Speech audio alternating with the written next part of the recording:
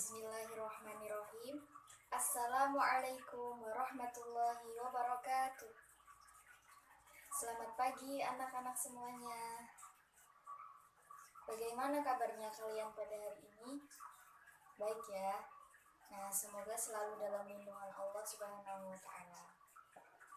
Sebelum kita memulai pelajaran pada pagi hari ini, marilah kita bersama-sama membaca basmalah dan dilanjutkan dengan doa belajar.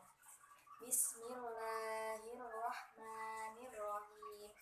Raditu billahi robba wa bil islami dina wa bi Muhammadin nabiyya wa rasulah. Rabbi zidni ilma warzuqni fahma. Amin. Nah, pada pagi hari ini kita akan belajar tentang akidah akhlak dengan tema asal-usul munculnya aliran ilmu kalam, dan nanti ada berbagai macam aliran-alirannya. Nah, sebelumnya ada yang tahu belum apa itu aliran-aliran dalam ilmu kalam? Belum ada ya? Baik, Ibu jelaskan di sini. Yang pertama, ada asal-usul munculnya aliran ilmu kalam. Jadi nanti di sini kita membahas tentang sejarah munculnya aliran ilmu kalam. Kemudian ada aliran Khawarij, ada Murji'ah, ada Syiah, Jabariyah, Qadariyah, Mu'tazilah, dan yang terakhir adalah Ahlussunnah wal Jamaah. Ini adalah macam-macam dari aliran-aliran ilmu kalam.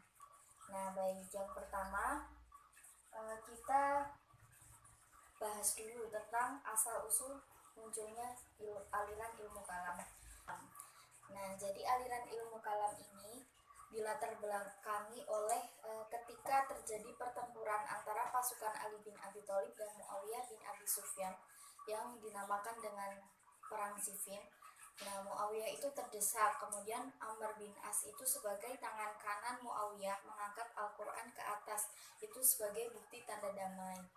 Para qurra dari kalangan Ali bin Abi Thalib menganjurkan untuk menerima sebagian pasukan Ali dan menganjurkan menolaknya. Tetapi Ali bin Abi Thalib lebih memilih untuk menerimanya, dan dengan demikian dicarilah perdamaian dengan mengadakan arbitrase. Sebagai perantara diangkat dua orang, Amr bin As dari Muawiyah Abu Musa maju terlebih dahulu dan mengumumkan kepada orang yang ada pada waktu itu. Nah, dengan putusan menjatuhkan kedua pemuka kelompok tersebut berlainan dengan Amr bin As. Nah, Amr bin As ini mengumumkan bahwa hanya menyetujui penjatuhan Ali bin Abi Thalib, tetapi tidak penjatuhan Muawiyah bin Abi Sufyan. Nah, bagaimanapun peristiwa ini merugikan Ali bin Abi Thalib dan menguntungkan Muawiyah sebagai khalifah yang ilegal, jadi tidak ada izin. Nah, terhadap sikap Ali bin Abi Thalib yang mau mengadakan arbitrase menyebabkan pengikut Ali terbelah menjadi dua, yakni golongan yang menerima arbitrase dan golongan yang dari awal itu sudah menolak arbitrase. Nah, kemudian putusan hanya datang dari Allah dengan kembali kepada hukum-hukum Allah dalam Al-Quran, atau la hukma ilallah, tidak ada putusan atau tidak ada hukum selain hukum Allah Subhanahu wa taala.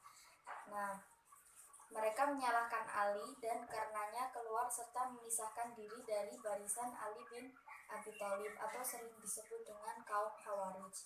Nah, kaum Khawarij ini memandang para pihak yang menerima arbitrase, yaitu Ali bin Abi Thalib dan Muawiyah, Ali bin Abi Thalib, Muawiyah, Amr bin As, dan Abu Musa al-Ash'ari ini sebagai kafir dan murtad karena tidak berhukum kepada hukum Allah berdasarkan firman Allah dalam surat Al-Maidah ayat 44.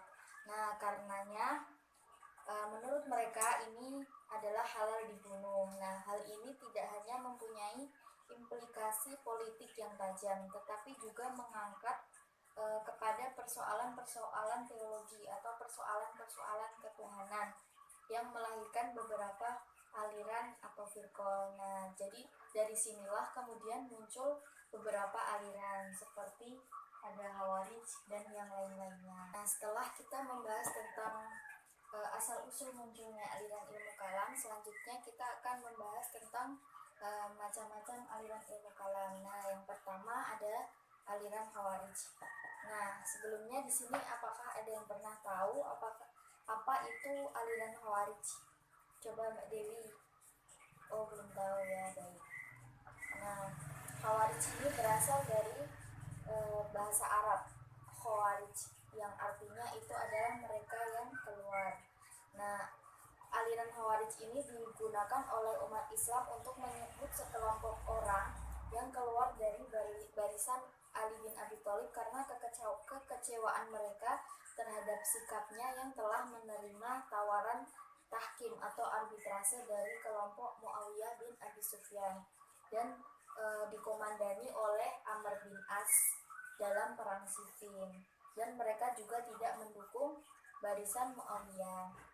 Nah, kemudian dasar ajaran dari kaum Khawarij ini adalah menganggap bahwa nama itu berasal dari kata dasar khoroja yang terdapat pada surat Quran surat An-Nisa ayat 100 yang merujuk kepada seseorang yang keluar dari rumahnya untuk hijrah di jalan Allah dan Rasulullah.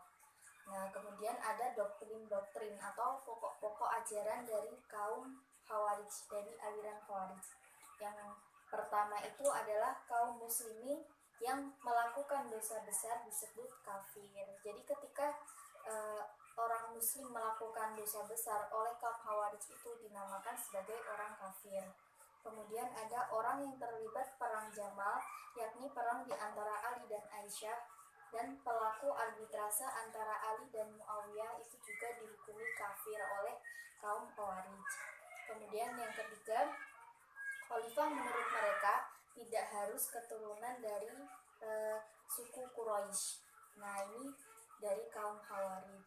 Selanjutnya kita akan membahas tentang aliran Murji'ah. Nah, kata Murji'ah ini berasal dari bahasa Arab arja'a yurji'u, yang artinya adalah menunda atau menangguhkan.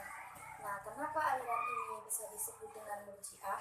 Karena di dalam prinsipnya mereka menunda penyelesaian persoalan konflik politik antara Ali bin Abi Thalib, Muawiyah bin Abi Sufyan, dan Khawarij ke hari perhitungan di akhirat nanti. Karena itu mereka tidak ingin mengeluarkan pendapat tentang siapa yang benar dan juga siapa yang dianggap kafir di antara ketiga golongan yang tengah bertikai tersebut. Nah, kemudian ada doktrin ajaran dari aliran Murji'ah ini.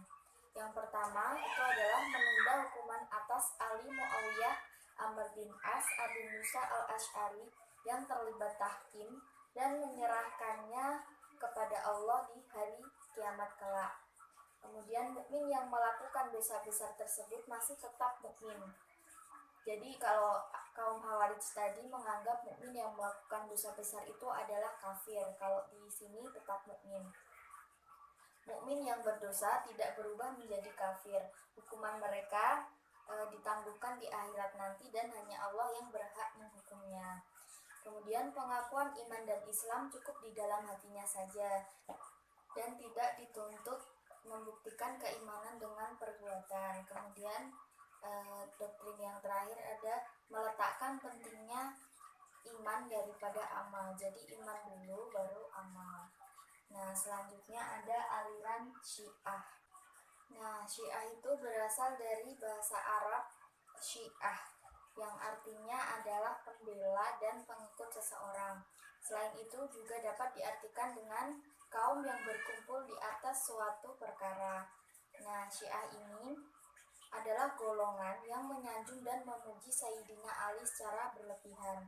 Karena mereka itu menganggap bahwa Ali yang lebih berhak menjadi khalifah pengganti Nabi Muhammad, sedangkan khalifah Abu Bakar, Umar bin Khattab, Utsman bin Affan, dan Ali bin Abi Thalib itu hanyalah sebagai penggosok dan perampas khilafah.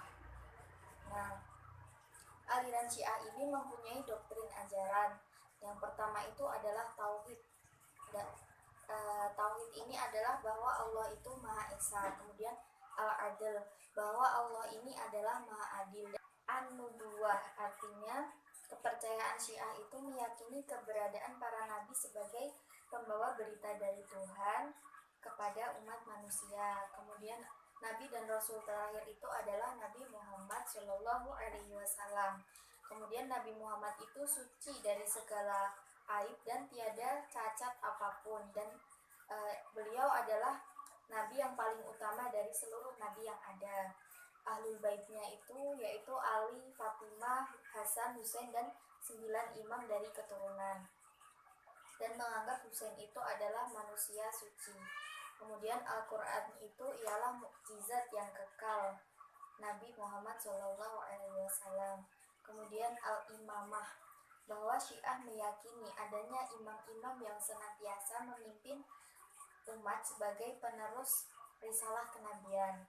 Dan yang terakhir ini ada Al-Ma'ad, bahwa nanti akan terjadinya hari kebangkitan. Nah, selanjutnya ada aliran Jabariyah yang setelah Syiah ya.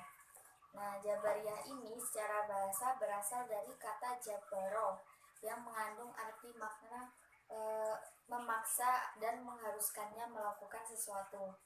Nah, menurut Hasan Nasution, Jabariyah ini adalah paham yang menyebutkan bahwa segala perbuatan manusia itu telah ditentukan dari semula oleh Allah.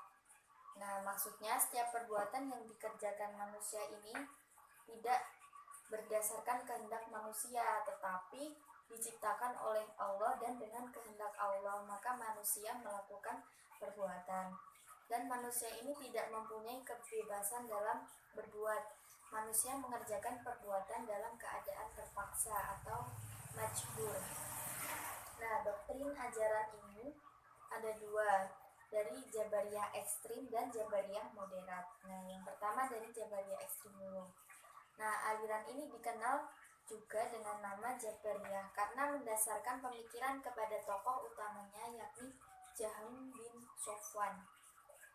Nah, doktrin ini mengatakan bahwa manusia itu sangat lemah dan tidak berdaya, terikat dengan kekuasaan dan kehendak Tuhan, dan tidak mempunyai kehendak dan kemauan kebebasannya sebagaimana dimiliki oleh paham Qadariyah. Jadi ini balikannya dari paham Qadariyah.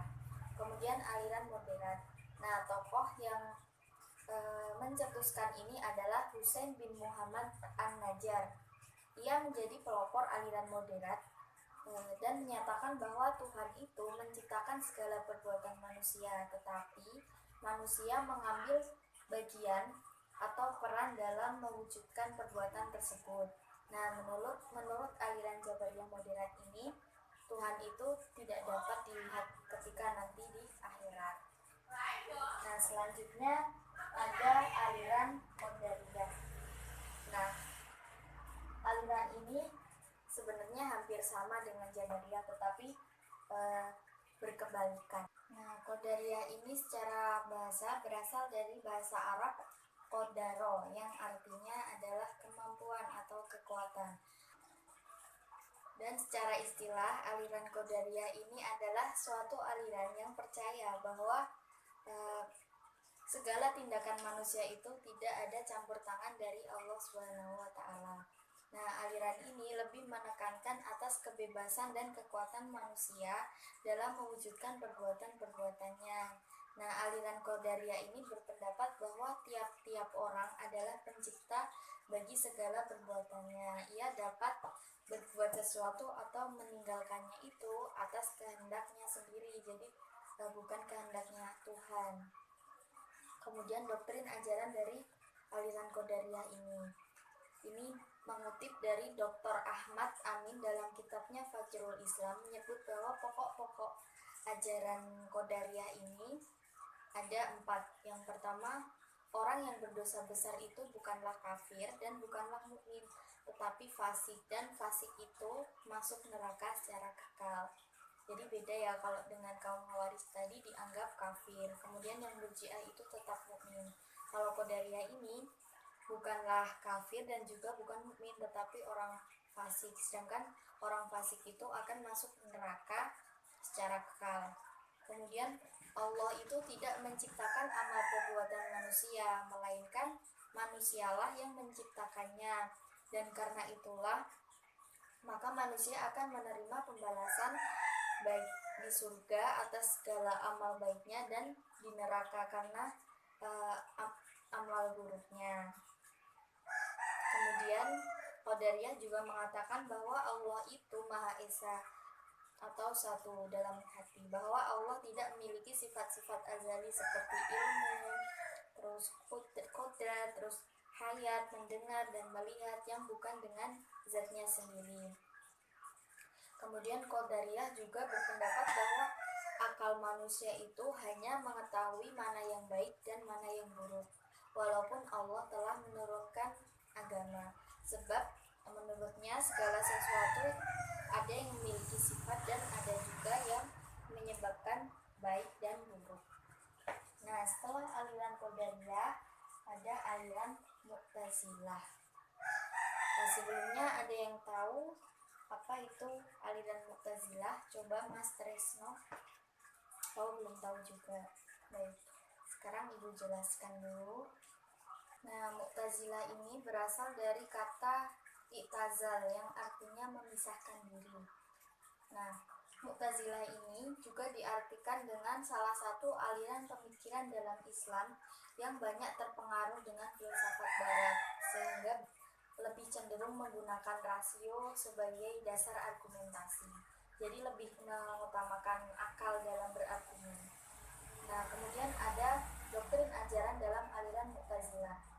Nah, dan ini sering disebut dengan al-asmaul khamsah atau usulul khamsah. Yang pertama ada tauhid atau keesaan Allah. Nah, prinsip ini didefinisikan sebagai Allah yang Maha Esa. Tidak ada yang menyekutuinya yang menjadi haknya.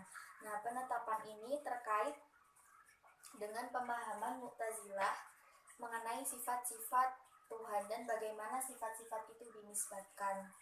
Kemudian Tuhan memberikan pengertian adanya hal-hal yang bisa mendefinisikan keesaannya, semisal adanya hal-hal yang qadim selain Allah. Kemudian yang kedua ada al-adl atau keadilan Tuhan.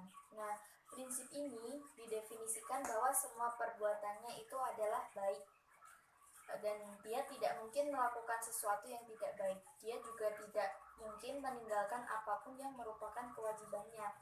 Nah, dikatakan oleh Al-Hayya, salah satu tokoh Mu'tazilah, seseorang tidak berhak atas nama i'tazala kecuali ia berpegang pada 5 prinsip Mu'tazilah, yaitu tauhid, keadilan, janji dan ancaman, terus ada manzilah bainal manzilatain, dan amar ma'ruf nahi munkar. Kemudian setelah al-adl ada al-wa'id wal wa'id yang artinya adalah janji dan ancaman. Nah, mereka itu juga berpendapat bahwa Allah itu tidak ingkar janji, memberi pahala kepada muslimin yang baik dan memberi siksa kepada muslimin yang jahat. Kemudian setelah al-wa'id dan al-wa'id ini ada manzilah baina manzilatain atau posisi di antara dua posisi. Jadi di sini itu pelaku dosa besar di kalangan kaum muslim itu menduduki posisi di antara dua posisi, di antara dua hukum, yaitu fasik. Jadi ia tidak dihukumi kafir karena kenyataannya itu ia masih beriman dan muslim, tetapi dia juga tidak bisa dihukumi sebagai muslim dan mukmin yang baik karena telah melakukan dosa besar. Nah, setelah manzilah bainal manzilatain ini yang terakhir itu ada amar ma'ruf nahi munkar. Jadi di sini itu tuntunan untuk berbuat baik dan mencegah perbuatan tercela. Dan ini lebih banyak berkaitan dengan hukum atau fikih. Nah, sebenarnya prinsip ini itu lebih banyak berhubungan dengan taklif dan lapangan fikih daripada lapangan kepercayaan atau tauhid. Tetapi ajaran ini itu menekankan kepada kebenaran dan kebaikan yang merupakan konsekuensinya. Nah, aliran Mu'tazilah juga berpendapat dalam masalah qada dan qadar, bahwa manusia sendirilah yang menciptakan perbuatannya dan manusia akan dihisab berdasarkan perbuatannya, sebab ia sendirilah yang menciptakan perbuatan tersebut. Nah, yang terakhir ada aliran Ahlussunnah wal Jamaah. Nah, aliran Ahlussunnah wal Jamaah ini berarti pengikut atau penganut sunnah Nabi Muhammad Shallallahu Alaihi Wasallam, dan jamaah itu berarti sahabat Nabi. Jadi Ahlussunnah wal Jamaah mengandung arti penganut sunnah Nabi dan para sahabat. Nah, aliran Asy'ariyah ini adalah paham akidah yang dinisbatkan kepada Abu Hasan al-Asy'ari. Nama lengkapnya adalah Abu Hasan Ali bin Ismail bin Ali Bashar Ishaq bin Salim bin Ismail bin Abdillah bin Musa bin Bilal bin Abi Burdah Amir bin Abi Musa al-Asy'ari. Nah, kelompok Asy'ari ini menisbatkan pada namanya sehingga dengan demikian ia menjadi pendiri mazhab Asy'ariyah. Nah, aliran Asy'ariyah ini mempunyai doktrin ajaran yang pertama adalah sifat-sifat Tuhan. Jadi menurut aliran ini, Tuhan itu memiliki sifat sebagaimana disebut di dalam Al-Quran, yang disebut sebagai sifat-sifat yang azali, qadim, dan berdiri di atas zat Tuhan. Nah, sifat-sifat itu bukanlah zat Tuhan, dan bukan pula lahir dari zatnya. Kemudian yang kedua, mereka menganggap bahwa Al-Quran itu adalah qadim, bukan makhluk. Terus yang ketiga, perbuatan manusia itu diciptakan oleh Tuhan dan bukan diciptakan oleh manusia itu sendiri. Kemudian menurutnya Tuhan itu tidak mempunyai kewajiban apapun untuk menentukan tempat manusia di akhirat, sebab semua itu merupakan kehendak mutlak Tuhan sebagai Tuhan Maha Kuasa atas segala kehendaknya. Yang terakhir, Muslim yang melakukan dosa dan tidak sempat bertobat di akhir hidupnya itu tidak dihukumi kafir dan tetaplah mukmin. Begitu. Apakah sudah paham? Ada yang mau ditanyakan nggak? Nggak ada. Kalau nggak ada, sekarang ibu yang mau bertanya kepada kalian. Coba Mbak Naila, tadi doktrin ajaran dari kaum Murji'ah itu apa saja ya? Coba disebutkan.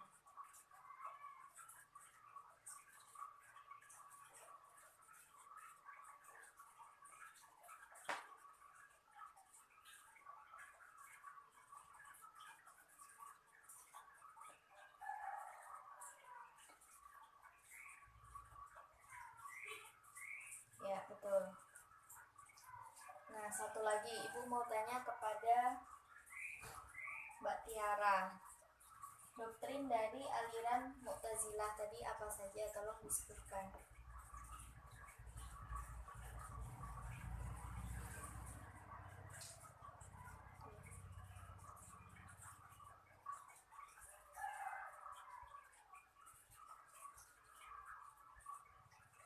Nah, betul. Sudah paham semuanya ya? Nah, ketika nanti sudah berada di rumah masing-masing, kalian tetap harus belajar ya. Karena minggu depan ibu akan menanyakan materi ini lagi. Apakah kalian masih mengingatnya atau sudah lupa? Nah, jadi tetap dipelajari. Jangan sampai tidak belajar, karena kalau kita tidak membiasakan membaca itu akan mudah lupa. Nah, mungkin cukup sekian yang dapat ibu sampaikan, dan cukup sekian materi pada pertemuan kali ini. Kita akhiri dengan membaca hamdalah dan doa, dan kita akhiri dengan membaca hamdalah bersama-sama. Alhamdulillahirabbil alamin. Wassalamualaikum warahmatullahi wabarakatuh. Jangan lupa belajar ya.